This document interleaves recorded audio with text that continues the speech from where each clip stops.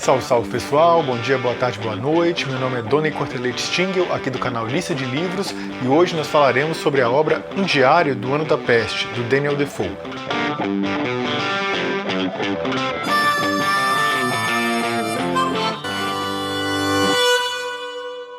Antes de seguir, eu gostaria de pedir, se você puder e quiser, curta esse vídeo, se inscreva no canal, ative o sininho. Isso é muito importante para a propagação aqui do canal Lista de Livros pelo YouTube. Bem, o Daniel Defoe, ele foi considerado um dos primeiros romancistas de toda a história, né? É bom destacar, né? Romance é um gênero literário, né? Não é só o aspecto romântico em si, né? É uma prosa ficcional, né? De uma quantidade boa de páginas, dito de maneira bem resumida. E ele foi...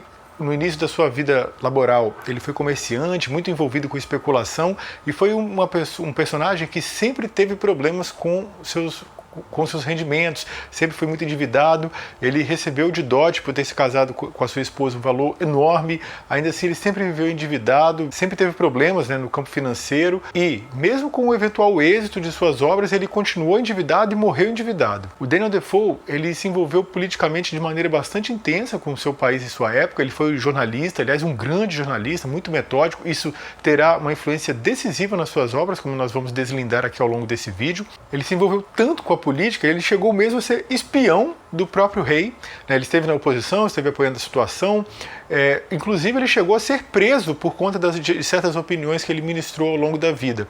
E essa prisão, ela ainda tinha, vamos dizer assim, uma espécie de cereja do bolo, que era levar o personagem ao Pelourinho. E diferentemente aqui no Brasil, né, que o Pelourinho normalmente ele era vinculado aos escravos que iam lá para ser torturados, eventualmente mortos, lá na Inglaterra da época, o Pelourinho ele era uma espécie assim de local para execração pública, para humilhação pública, onde os prisioneiros eram expostos, onde eles recebiam frutas podres na cara, recebiam excrementos, enfim, onde eles eram humilhados publicamente. E o Daniel Defoe foi levado ao Pelourinho, e é um caso raríssimo, se não único, de uma pessoa que depois de ter passado pelo Pelourinho, depois de ter passado por uma humilhação pública tão intensa, ele conseguiu ascender socialmente, passou depois, principalmente dos seus romances, ele passou a ser conhecido nacionalmente e passou a frequentar os grandes salões, as grandes personalidades da sua época. É interessante notar que era comum na época do Daniel Defoe, ali no século XVII, que as pessoas escrevessem utilizando pseudônimos. E até por conta das polêmicas que muitas vezes ele se envolvia, o Daniel Defoe utilizou-se de quase 200 pseudônimos, de modo que não se sabe o número exato de obras que ele escreveu ao longo da vida. Existem mais ou menos 75 obras que são assim incontestavelmente dele, né, porque ora foram assinadas com seu nome, ora com seu principal pseudônimo, mas o número daquelas que possivelmente são dele varia muito, né, com vários estudiosos da obra dele divergindo bastante em quantas obras ele escreveu. Alguns acham que ele escreveu cerca de 200, 300 obras, enquanto existem outros estudiosos que dizem que ele escreveu cerca de 550 obras ao longo de sua vida. Obras de todos os campos que se puder imaginar, do jornalismo, da economia, da política, da filosofia, poesia, religião, etc, etc, etc. Diga-se de passagem, muitos desses escritos de caráter político que ocasionaram problemas ao longo de sua vida e contribuíram, inclusive, para a sua prisão. É interessante que o livro é sobre uma peste, né, que acometeu a Inglaterra no ano de 1665, e no ano seguinte a essa peste houve um grande incêndio em Londres, em 1666, que acabou com Londres, e o Daniel Defoe ele escreve esse livro como se fosse na primeira pessoa, como se ele estivesse relatando tudo o que aconteceu na época. Porém, na época propriamente da peste, ele era uma criança, né? E aí a gente remete aqui a mais uma dessas, vamos dizer, coisas confusas em relação à obra dele. Isso porque ele assinou com HF, que eram as siglas do seu tio. E sabe-se que ele manuseou uns diários que o seu tio escreveu na época da peste. Então, não se sabe ao certo se esse livro, vamos dizer assim, o Daniel Defoe apenas editou o livro, né, ou seja, deixou mais ou menos com poucas inserções de sua própria lavra, e o livro, portanto, é basicamente um livro de não ficção. Outras pessoas já acreditam que é uma espécie de romance histórico, ou seja, é apenas baseado em fatos reais, e esses diários que ele manuseou do tio foram apenas mais uma das fontes com as quais ele lidou. E existem pessoas que dizem que esse livro ele é uma espécie de mescla, porque ele teria muitos aspectos reais, muitos aspectos baseados em fatos reais diretos, e com algumas intervenções mais ou menos intensas do Daniel Defoe levando para o campo ficcional. Então percebe-se que a obra dele, a despeito de ser considerado um dos maiores romancistas de todos os tempos, um primeiro romancista, autor de obras muito famosas. A mais famosa dela é, obviamente, o Robinson Crusoe, mas ainda assim não se sabe ao certo exatamente, não se tem todos os detalhes a respeito da sua obra, mesmo as mais famosas. É interessante que no ano de 1703, portanto quase 40 anos depois dos acontecimentos relatados nesse livro, aí sim o Daniel Defoe já era um adulto e ele presenciou uma enorme tempestade que aconteceu no final do ano de 1703 na Inglaterra. E aí muitas pessoas morreram, entre 8 e 15 mil pessoas morreram por conta dessa tempestade, especialmente aquelas que estavam em embarcações, né? Claro, a Inglaterra é uma ilha, então muitos trabalhadores, navios, barcos, etc., estão ao redor, né? Então muitas pessoas faleceram, as casas foram despedaçadas, dezenas de milhares de árvores foram arrancadas, foi uma tempestade terrível. E ele escreveu um livro na época chamado The Storm, né, A Tempestade, a respeito desses acontecimentos. E como eu destaquei, o Daniel Defoe escreveu muito, né, ele inclusive fundou jornais, ele era um grande jornalista, e esse aspecto didático, esclarecedor do jornalismo está muito presente nas obras dele. Ele escreve de maneira que você, na verdade, não sabe, mesmo quando ele está escrevendo livros que você sabe que é um romance, você não sabe exatamente se aquilo é ficcional ou não é ficcional. E você não sabe se, porque ele, vamos dizer assim, é como, sabe aquela pessoa que conta uma história, mas parece que ela está acreditando na história, ela está tão envolvida com aquilo que ela passa a acreditar. Esse é o caso do Defoe. E o Daniel Defoe, ele era um puritano, né? Ele era extremamente religioso, mas aquela religiosidade, vamos dizer assim, né? Que sabe fazer negócios, né? Aquela religiosidade que se envolve, se mescla com o dinheiro e com a política de maneira bastante intensa. Ele deixa ao longo de sua obra muitas lições de moral, muitas lições religiosas, dado que ele acreditava veementemente em Deus. E esse livro, portanto, ele trata da grande peste que assolou Londres no ano de 1665. Antes de falar propriamente sobre o livro, eu gostaria de destacar essa brilhante, essa estupenda edição aqui do Clube Literatura Clássica. Para começar, olhem que capa, né? Olha que capa bem estilosa, né? É uma pulga, né? Que é o responsável pela transmissão da peste bubônica. Na época não se sabia, né? Mas eles destacaram aqui. Vocês podem observar que a letra ela é muito confortável, a página é muito confortável. Existem esses símbolozinhos aqui, né? Que são as pulguinhas, né? Não sei se está dando para ver bem. Além disso, além desse marcador de livro, que é até comum, vamos dizer assim, é o próprio Daniel Defoe aqui.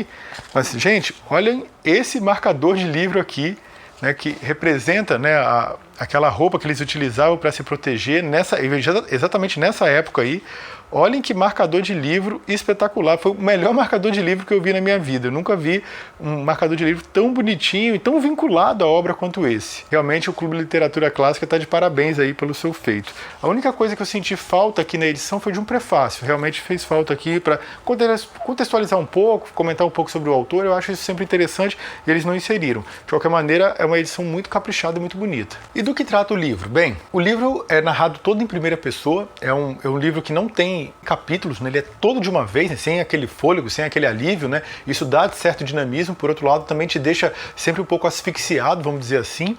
E ele trata de um personagem que está narrando os acontecimentos da peste, né? Ele começa a perceber os sinais, começa a ouvir nos jornais, as pessoas começam a comentar, e ele tenta fugir de Londres, como várias pessoas fizeram, como a corte fez, né? A corte foi para o interior, as pessoas mais abastadas foram para o interior, porém, ele não consegue se desvencilhar de Londres. Todas as vezes que ele vai tomar ação para fugir de Londres, alguma coisa acontece, tem um contratempo, tem alguma coisa que o impede, e ele, que é muito religioso, né, o personagem, ele a todo momento quer dar lições de moral, lições religiosas, ele compreende, né, a ocorrência daquela peste, da doença se alastrando como uma vingança divina pelo fato de as pessoas não estarem seguindo tantos desígnios divinos assim, aquela visão teológica, inclusive bastante ultrapassada, né? Isso está muito presente, por exemplo, no Antigo Testamento, em que sempre que os israelenses eles não cumpriam os desígnios divinos, eles eram punidos. E quando eles tinham momentos de ascensão é porque eles estavam seguindo coerentemente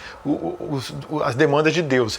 Isso no próprio Antigo Testamento ele é superado, né? Uma visão toma aqui, toma lá da cá, né? Que é uma visão que transforma em última instância Deus em um assassino, né? É como se fosse assim, caiu um avião, não, porque Deus quis assim, porque alguma pessoa ali pecou. Mas ali tinha criança, ali tinha pessoas das quais outras dependiam, ali você tinha um monte de gente, então todo mundo ali pecou. pecou, todo mundo ali merecia morrer. Isso é muito complicado teologicamente. Mas, e isso é superado no próprio Antigo Testamento. O livro de Jó, o belíssimo livro de Jó, o livro mais bonito, aliás, do Antigo Testamento, ele deslinda esse assunto de maneira brilhante. É só ler que você vai observar que é uma visão bastante ultrapassada, mas é a que ele reproduz aqui. E, diga-se de passagem, é interessante até, porque o Daniel Defoe, ele lida, vamos dizer assim, com aspectos que vamos dizer assim, ele é uma pessoa que tem aquele formalismo inglês, aquele racionalismo inglês, então ele não quer ser uma pessoa supersticiosa. Por outro lado, ele está a todo momento também sendo guiado por uma visão teológica. Então, por exemplo, ele abre a Bíblia de maneira aleatória lá para tomar decisões. Então, assim, é uma espécie assim, de racionalismo complicado, entendeu? Da mesma maneira que ele ironiza pessoas que, vamos dizer assim, são crédulas demais, mas por outro lado ele também incorre, a despeito de um pouco mais racionalizado, é uma visão teológica também que influencia nas decisões da mesma maneira que outras pessoas. Mas é aquilo, né? Às vezes o que eu tenho é religião, o que a outra pessoa tem é superstição. Então ele reproduz essa visão um pouco pernóstica, assim. É interessante que logo no início do livro ele já destaca que o motivo de ele estar escrevendo esse relato é justamente para que as pessoas no futuro, se lidassem com algum tipo de epidemia, soubessem o que fazer, soubessem o que eles passaram para não repetir as ações equivocadas que eles tomaram naquele tempo histórico. E depois de tudo que aconteceu no mundo nos últimos anos, né, fica um aviso, vamos dizer assim, né? Poxa, nem todo mundo escutou o que ele tinha para dizer. E essa mescla, vamos dizer assim, que é teológica, né, que crê muito em Deus e que compreende, né, o alastramento da epidemia como uma vingança divina, ela várias vezes vai se chocar com a sua visão mais racionalista. Por exemplo, logo no início, ele vai destacar que algumas pessoas tinham observado um cometa que passou né, ao redor do mundo naquele período histórico, e algumas pessoas entenderam que aquele cometa era um aviso, né, de que haveria uma enorme destruição, né, que recairia sobre a Inglaterra, sobre Londres, sobre os seres humanos. Por outro lado, ele fala, poxa, mas os astrônomos, eles conseguem calcular quando vêm os cometas, né? Ou seja, ele tem aquela visão que é uma mescla religiosa, uma mescla teológica, então ele não sabe ao certo. Por outro lado, ele vê pessoas que, vamos dizer, se perdem por completo, algumas pessoas começam com discursos, vamos dizer, teratológicos, discursos que vai se acabar tudo. Então, assim, ele não acredita em tudo, ele fica ali no meio termo, mas sempre defendendo que a visão dele é racional, quando na verdade não é por completo. Por óbvio, para dar um exemplo, ele que abre a Bíblia aleatoriamente e do verso ali que ele vai cair, ele acha que vai ter uma compreensão maior do que deve ou não fazer. Que visão racional é essa, né? Então, por exemplo, a primeira página da Bíblia você nunca vai abrir, né? Porque você vai abrir no meio, a última você nunca vai abrir. Ou seja, que danada de visão racional é essa? Além do mais que, se você lê um versículo solto e desagregado, você pode, no final das contas, ao não ter uma visão de totalidade, acabar compreendendo o inverso do que a Bíblia quer dizer, né? É interessante que ele fala, por exemplo, contra o medo, né? Que as pessoas não devem sentir tanto medo. No início da propagação da peste, eles diziam, as pessoas não devem ter tanto medo. E, na verdade, esta era uma recomendação médica da época. Na verdade, quando você põe uma lupa na história, você vai observar, olha, as pessoas queriam seguir com a sua vida cotidiana, com seus negócios, continuar ganhando dinheiro, etc. Então vamos fingir que o medo é que vai causar a propagação da doença.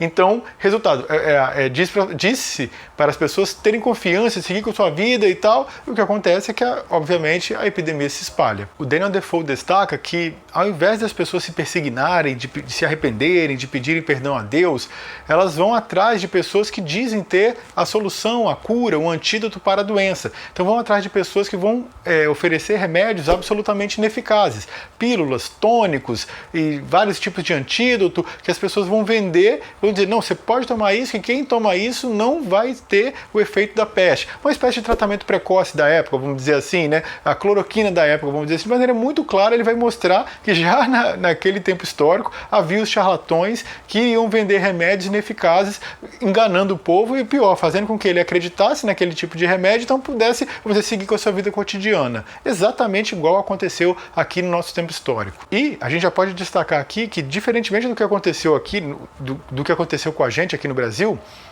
ele destaca que havia, vamos dizer assim, ele divide em duas concepções o governo da época dele. Um é a corte, Porque ele diz, ó, a corte foi logo para o interior, se evadiu, ficou lá, não foi acometida pela peste, mas em compensação também não ajudou a população. Enquanto que ele já se refere de maneira muito mais generosa ao governo, né, à prefeitura, que tenta de toda maneira auxiliar as pessoas, auxiliar os mais pobres, os medicamentos que existiam na época, mesmo que precários, eles tentam divulgar da maneira mais científica, compilando as maiores informações que havia disponíveis, eles tentam de toda maneira tomar as ações devidas para o controle da peste. Então, assim, ele saúda, né, ele observa que eles foram muito generosos, eles foram muito sérios, muito corretos na tentativa de impedir a deflagração da peste. É exatamente o inverso do que aconteceu aqui no Brasil, né? Porque todas as ações que poderiam conter o coronavírus aqui no Brasil, quais sejam fechamento de fronteiras, exigência de quarentena de quem viesse do exterior, isolamento social, utilização de máscara, vacinação, testagem em massa, rastreio de contato, etc. Todas as maiores ações que poderiam impedir o fenecimento das centenas de milhares de brasileiros que morreram desnecessariamente por causa dessa doença foram sabotados pelo senhor, o genocida Jair Messias Bolsonaro e os seus adeptos, e os seus correligionários. Agora é pandemia. Tem que acabar com esse negócio, pô. Lamento os mortos, lamento. Todos nós vamos morrer um dia. Aqui todo mundo vai morrer. Não adianta fugir disso, fugir da realidade. Tem que deixar de ser um país de maricas, pô. Tem a questão do coronavírus também, que, no meu entender, está sendo superdimensionado o poder destruidor desse vírus. Há uma histeria e também falou que se superdimensiona a crise. Eu queria saber se o senhor minimizou isso inicialmente ou se realmente há uma preocupação geral mundial aí com o vírus e com o que está acontecendo. Obrigada. Esse sentimento de histeria passou a acontecer depois do dia 15 de março. A minha obrigação como chefe de Estado é se antecipar a problemas, levar a verdade à população brasileira, mas que essa verdade não ultrapasse o limite do pânico. Como disse o ministro da Saúde agora há pouco, nós passaremos por isso. Já tivemos problemas mais graves no passado, que não teve essa comoção toda ou repercussão toda por parte da mídia brasileira. Depois da facada não vai ser uma gripezinha que vai me derrubar não, tá ok? No meu caso particular, pelo meu histórico de atleta, caso fosse contaminado pelo vírus, não precisaria me preocupar. Nada sentiria ou seria, quando muito, acometido de uma gripezinha ou resfriadinho. O número de pessoas que morreram de H1N1 no ano passado foram na ordem de 800 pessoas. A previsão é não chegar a essa quantidade de óbitos no tocante ao coronavírus. E digo mais, brevemente, né, o povo saberá que foram enganados por esses governadores e por grande parte da mídia nessa questão do coronavírus. Eu acho que não vai chegar a esse ponto, até porque o brasileiro tem que ser estudado. Ele não pega nada, tu vê o cara pulando em esgoto ali, sai, mergulha, tá certo? E não acontece nada com ele. A justificativa eu não vou porque eu posso pegar, tá com medinho de pegar vírus, velho? Tá de brincadeira, velho. Parece que está começando a ir embora a questão do vírus. E tem que voltar à normalidade. Tem mais de 300 mortes. Quantas mortes o senhor acha? Cara, quem fala de eu não sou coveiro, tá vendo? Presidente, mais uma coisa, como foi Não sou coveiro. Tá? O governo federal vai comprar esse material e vai colocar à disposição da população de forma gratuita e voluntária. Vacinar quem quer. Tá? Eu digo para vocês, eu não vou tomar. A vacina, uma vez certificada pela Anvisa, vai ser extensiva a todos que queiram tomá-la. Eu não vou tomar. E outra coisa que tem que ficar bem claro aqui, doutora Raíza, lá na Pfizer, está bem claro lá no contrato, nós não nos responsabilizamos por qualquer efeito colateral. Se você virar um jacaré, é problema de você, pô. Mas há um interesse muito grande com nesses 20 bilhões de reais para comprar essa vacina. A pandemia, realmente, ela está chegando ao fim. Os números têm mostrado isso aí. Estamos com a pequena ascensão agora, o que chama de pequeno repique, né? Pode acontecer. Mas a pressa da vacina Não se justifica, porque você mexe com a vida das pessoas, vai inocular algo em você. O seu sistema imunológico pode reagir ainda de forma imprevista. Não tenho pressa em gastar. Meu governador, estamos com pressa em gastar dinheiro, não. A nossa pressa é salvar a vida. Não é gastar, não. Não quero aqui fazer mau juízo quem quer que seja, mas é muito suspeita essa pressa em gastar 20 bilhões de reais para comprar a vacina. Pessoal, começa a aparecer estudos aqui, não vou entrar em detalhe, né? Sobre o uso de máscaras.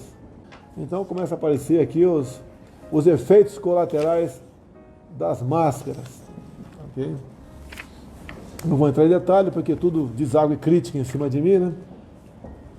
E eu tenho a minha opinião sobre máscara, cada um tem a sua, mas a gente aguarda um estudo, né, mais aprofundado sobre isso por parte de pessoas competentes. Afinal de contas, não está nada comprovado cientificamente com essa vacina aí. Quando eu falei remédio lá atrás, levei pancada. Bateu em mim, então não queria mais. E a vacina entrou na pilha da vacina, né? O cara que entra na pilha da vacina, só a vacina é um idiota útil, que nós devemos ter várias opções.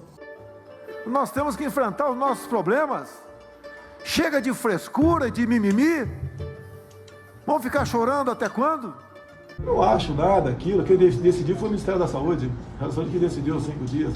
A palavra final, chegaram para mim. Entrou lá a vacinação, né? Que por mim nem entraria a vacinação, teria apenas o PCR. Porque a vacinação não impede o contágio. Ok? O caso está sendo estudado agora. O deputado Hélio Lopes, conhecido como meu irmão, está baixado no hospital. Está sendo embolia, está sendo investigado. Parece que é efeito colateral da vacina, parece. Vamos aguardar, né, a conclusão. O médico meu, a semana passada, estava abalado, que uma irmã dele tomou e estava com trombose também. Então tem acontecido efeito colateral. E olha uma coisa, vocês da empresa já deram a bula dessas vacinas? Na Pfizer, por exemplo, para vocês, continua escrito lá: não nos responsabilizamos por qualquer efeito colateral.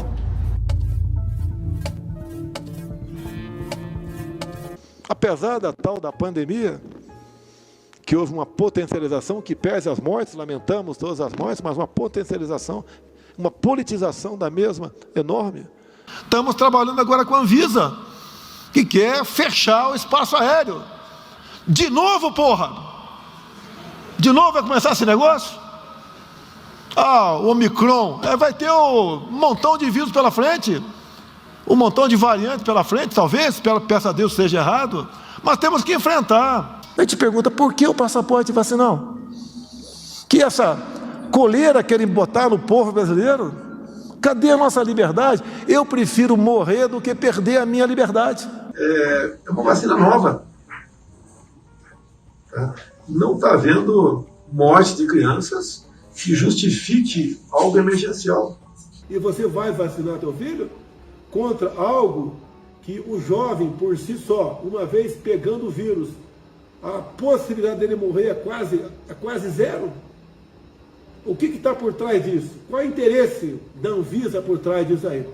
Qual é o interesse daquelas pessoas taradas por vacina? É pela sua vida? A ponto de dizerem que vacina causa AIDS, a ponto de dizer que vacina estava causando infanticídio, a ponto de dizer que vacina a pessoa que tomasse ia virar jacaré, e assim sucessivamente.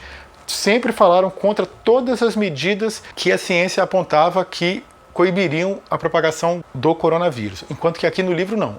O governo da época, o Daniel Defoe vai destacar que o que pôde ser feito ele fez. Claro, com todas as dificuldades, um outro tempo histórico, as coisas muito mais difíceis. Por exemplo, havia microscópio na época já, mas ele não era utilizado ainda para doença, então eles não sabiam exatamente de onde ela vinha, etc. Uma das formas que ele diz que as pessoas utilizavam na época, orientadas por charlatões de várias ordens, né, era utilizar essa palavra aqui, abracadabra, nesse formato aqui como um triângulo, é como uma espécie de amuleto. Então, se as pessoas portassem esse triângulo aqui com abracadabra, elas não estariam suscetíveis à peste. Esse foi uma das múltiplas cloroquinas da época, vamos dizer assim. Um aspecto que eu poderia destacar que é mais incoerente no livro é quando ele vai tratar de uma espécie de lockdown que o governo fez na época. Quando o governo descobria que alguma pessoa de uma determinada casa estava doente, o que ele fazia? Ele lacrava a casa, pintava-se uma cruz nessa casa e escrevia-se: Senhor, tem de piedade de nós, uma cruz vermelha, e as pessoas não podiam sair da casa. E para que elas não saíssem, não espalhassem a doença, ficava um vigia do lado de fora, um de manhã e um à noite. De modo que as pessoas, vamos dizer, muitas ficaram muito desagradadas, porque elas pensavam o seguinte: olha, eu não estou doente, é outra pessoa da minha casa que está. Na medida em que eu fico preso aqui dentro, aí a doença vai se espalhar. Na época eles pensavam que havia uma espécie de miasma, né? Seria uma espécie de eflúvio que seguiria no ar e as pessoas e a doença se transmitiria dessa maneira. E de fato, muitas e muitas doenças são transmitidas assim. E é por conta desse eflúvio que eles imaginavam, vamos dizer, esse miasma, que existe essa máscara toda especial, né, com esse bico de madeira que está aqui, que eu vou deixar aqui a imagem, que é exatamente aquele do marcador de livro. Ou seja, um olho de vidro, né, toda uma manta protegendo, um chapéu, toda uma proteção nesse bico de madeira. Eles colocavam uns produtos com cheiro, às vezes a palha embebida algum tipo de vinagre, perfume, etc., para impedir que a pessoa fosse contaminada por esse miasma. Entretanto, não era bem essa a causa da transmissão, né? E de toda maneira as pessoas não concordavam de ficarem presas. O que aconteceu foram muitos e muitos problemas por conta disso, porque as pessoas queriam fugir, as pessoas agrediam os vigias, o vigia às vezes, o que eles faziam? Ele pedia ao vigia: compre o remédio para mim que a gente está precisando. Aí quando o vigia saía, elas fugiam, às vezes a pessoa, aproveitando que ainda não tinha sido, que as autoridades ainda não sabiam da doença delas, o que elas faziam? Aproveitavam nesse momento e fugiam, deixava só a pessoa doente lá.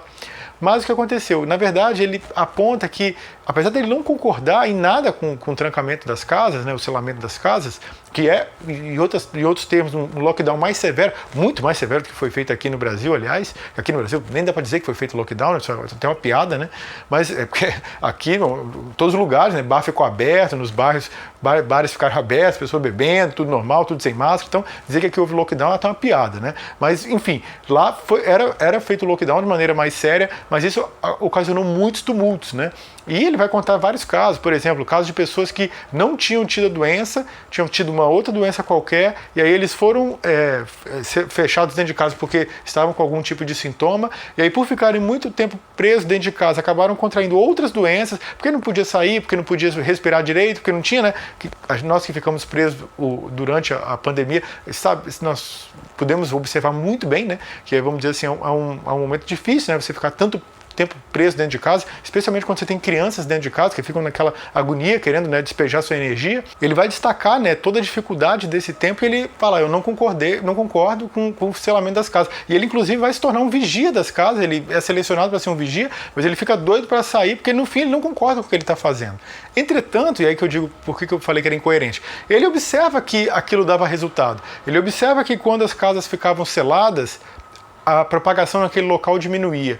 Ele observa que as pessoas que puderam ir para locais mais distantes, de fato elas não pegaram, como aconteceu com a corte e outras pessoas mais. Ele observa que a doença não se propagou, eles conseguiram ficar isolados. Ele observa que algumas pessoas que tinham mais dinheiro e resolveram permanecer na cidade, mas armazenaram provisões bastante fartas, elas não foram contaminadas. Então, assim, apesar de ele falar contra o selamento das casas, porque ele fica triste, ele vê o sofrimento das famílias que ficaram presas, etc. Por outro lado, ele reconhece que aquilo foi efetivo, aquilo de certa maneira contribuiu para que a doença não se espalhasse ainda mais. O Defoe relata que na medida em que a doença foi se alastrando, as pessoas começaram a entrar em desespero, elas evitam ao máximo sair de casa.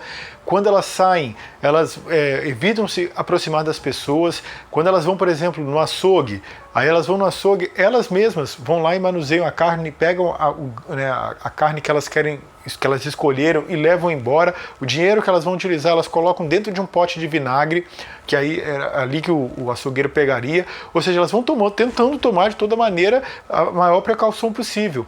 Mas ele relata que era justamente nesses momentos que a doença se propagava. E várias vezes, pessoas que não estavam sentindo nada, ele destaca isso o tempo todo, elas simplesmente começavam a passar mal e caíam.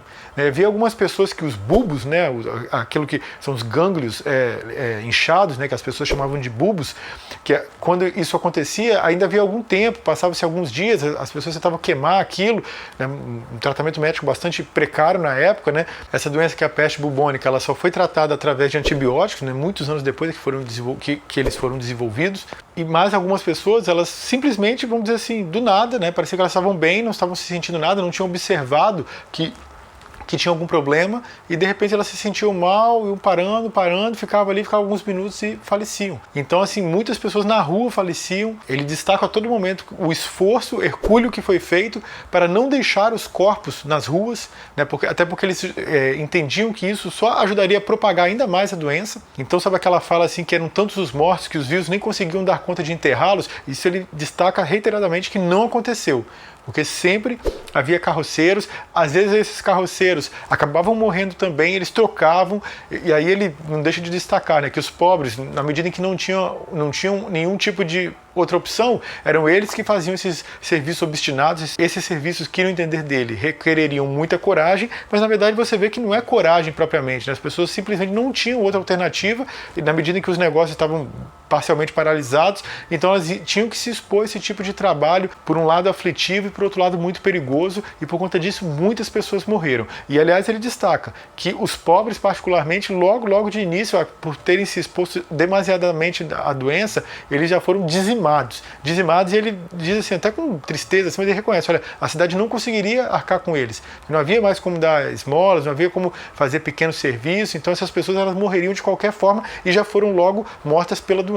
Apesar de os cadáveres não terem ficado acumulados na cidade, ele reiteradamente vai destacar que a quantidade de mortes foi tamanha que perderam o número, né? Mas isso, vamos dizer assim, até aqui no Brasil aconteceu agora, né? O número de mortes pela pandemia aqui no Brasil foram pelo menos 150 mil a mais do que os números oficiais, né? Foram tratados com mais variadas outras doenças, tuberculose, síndrome respiratória aguda, etc, que eram, na verdade, mortes que, na verdade, aconteceram por conta da Covid-19. Você imagina, então, na época, né? Como delimitar quantas pessoas morreram, se era dada a quantidade enorme, e do que morreram. E ele relata também uma coisa que acabou sendo trágica na época, né? Uma decisão histórica terrível, que foi a ordem da prefeitura de mandar matar os cães e gatos.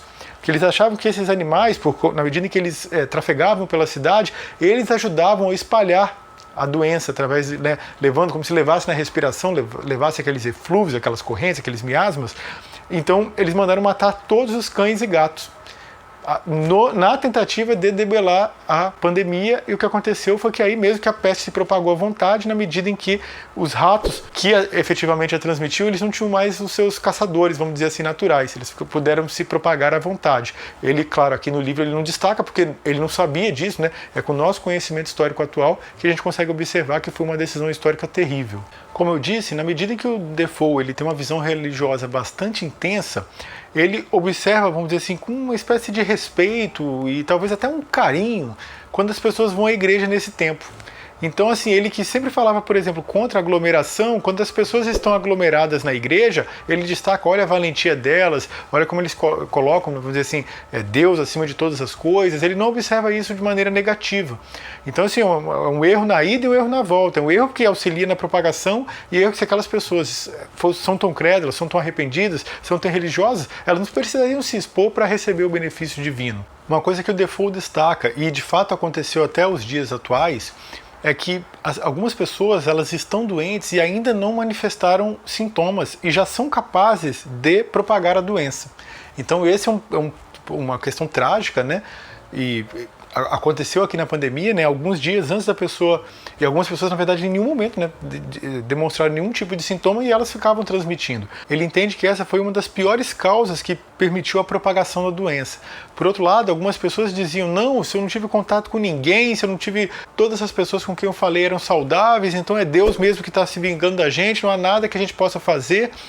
Claro, as pessoas, eu reitero, não sabiam que era propagado pelas pulgas, né, pelas pulgas, então de fato elas poderiam não ter tido contato com ninguém.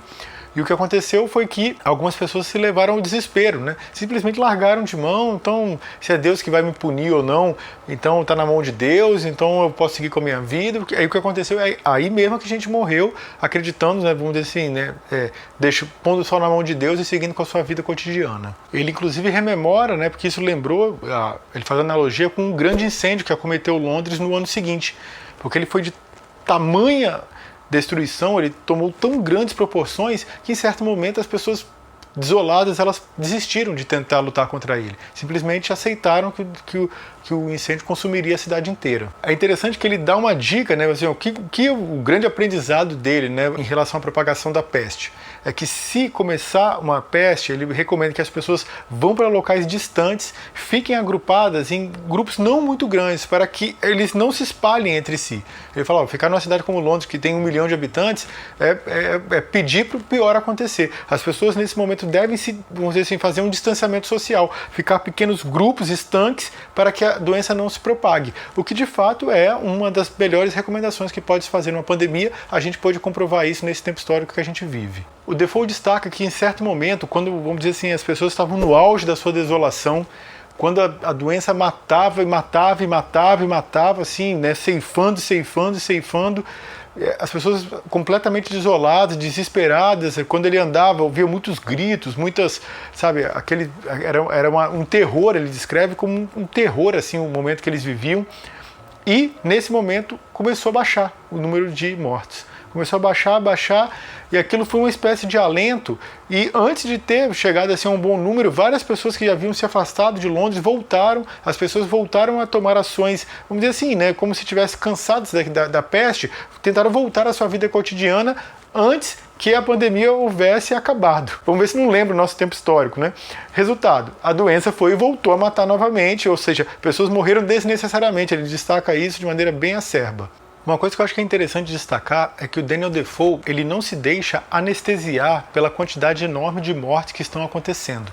Eu acho que isso aconteceu muito aqui no Brasil, né? Mesmo quando mais de 4.000 conterrâneos nossos morriam, havia pessoas que não estavam nem aí, né? Pessoas que estavam ignorando, às vezes pessoas que perderam familiares, pessoas que perderam amigos, estavam cagando, estavam querendo seguir com suas vidas. Olha, só para dar um exemplo, eu moro em Vitória e no meio do auge da pandemia, um determinado vereador, aliás, um grupo de vereadores influenciados pela desgraça que está na presidência da República hoje, eles invadiram um hospital para verificar se havia doentes de verdade lá da pandemia. Vocês lembram disso? E o pior, um desses vereadores é o atual prefeito de Vitória. Depois de ter feito uma desgraça dessa, ainda foi recompensado se tornando prefeito de Vitória. Então, assim, ele não se deixa cair nisso, né? Eu me lembro que eu escutava de vez em quando, no meio da pandemia, uma música chamada Os Inumeráveis. Vou deixar aqui o card com ela. E era uma música muito bonita, porque te lembra, assim, tenta te sensibilizar, tenta te aproximar daquela dor, do sofrimento, saber que algumas pessoas estão padecendo, que algumas pessoas estão morrendo, para não te deixar, vamos dizer assim, ficar petrificado, né? Você ficar distanciado, não sentir a dor alheia, não ter empatia, não ter solidariedade, não se colocar no lugar do próximo. Isso aconteceu muito aqui no país nesse tempo histórico, né? E aqui no livro ele faz questão de mostrar o inverso. Ele, de maneira muito sensível, ele mostra a dor, ele mostra o sofrimento, ele descreve exatamente o que estava acontecendo, como as pessoas estavam padecendo. Ele vai mostrar crianças que faleceram no braço das mães, crianças que as mães estavam amamentando e às vezes a criança passava doença para a mãe passava doença para as crianças, às vezes as pessoas chegavam lá, não sabia nem quem tinha morrido primeiro. Então, assim, ele vai descrevendo de maneira muito sensível aquilo que aconteceu. Ele não se deixa petrificar como aconteceu aqui no nosso país e em várias partes do mundo. Então, qual é o balanço que eu faço aqui do livro Um Diário do Ano da Peste? Olha, é um bom livro, um livro sério, um livro duro, um livro relativamente pesado. O aspecto dele não ser dividido em capítulos, como eu disse, ele dá um dinamismo, por outro lado também não te deixa tomar um fôlego. Ele é um livro seríssimo. Eu acho assim que é um livro que é interessante até que seja lido talvez mais próximo desse momento que a gente está vivendo agora, que parece, né, se Deus quiser assim será, o auge da pandemia já passou. Porque eu me lembro que uma vez eu estava até de férias, eu fui começar a ler um livro sobre futebol no momento que ia começar uma Copa do Mundo. Aí, resultado, quando começou a Copa, eu estava lendo aquele livro, um livro chamado Os Donos do Mundo, e que era, aliás, sobre Copas, não só sobre futebol, mas sobre Copas, e resultado, quando eu estava no livro, eu estava lendo sobre Copas, quando eu ligava a TV, tudo era sobre Copa. Caramba, né, parecia que eu estava só com aquele assunto. Então, assim, eu acho que ler esse livro no auge da pandemia não teria sido tão legal, porque a gente estava, vamos dizer assim, um pouco enclausurado com esse assunto, né. Agora que as coisas minimamente melhoraram, acho que você já tem um fôlego maior para ler esse tipo de livro, que de qualquer maneira, eu reitero, é um livro duro, é um livro firme, é um livro sério, é um livro pesado, não é uma leitura água com açúcar, não. É uma leitura que realmente, eventualmente, vai até te fazer um pouco mal, você vai se sentir incomodado, vai se sentir um pouco pesado, é uma leitura firme, vamos dizer assim. Mas, naturalmente, tudo que eu afirmei aqui foi apenas a minha singela opinião e eu gostaria de saber a sua. Você conhece o livro Um Diário do Ano da Peste? Concordou com a leitura que eu fiz dele aqui? Conhece outra obra do Daniel Defoe? Comente à vontade aqui embaixo. É isso, um forte abraço, um beijo no coração e até a próxima. Tchau, valeu!